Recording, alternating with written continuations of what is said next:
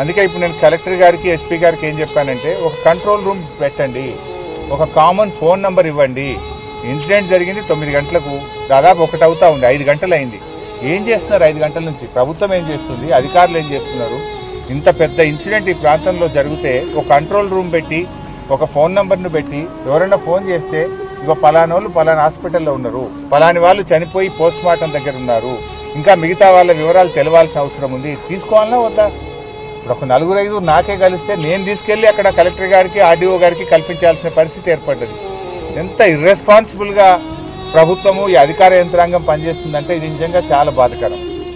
ఒకవైపు ఎన్డీఎస్ఆర్ఎఫ్ బృందం అద్భుతంగా లోపల పోయి పనిచేస్తున్నారు, వాళ్ళను మనం అభినందించాల్సిందే.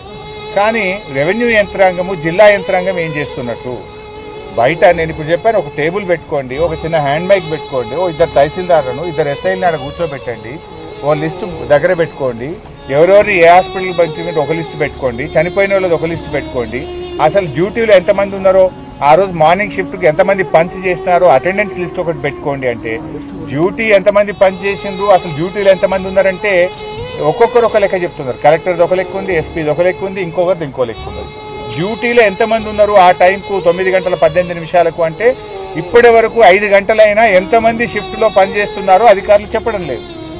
అసలు ఏ వివరాలు కూడా లేకుండా బాధ్యతారహిత్యంగా పనిచేసినట్టు కనబడతా ఉంది.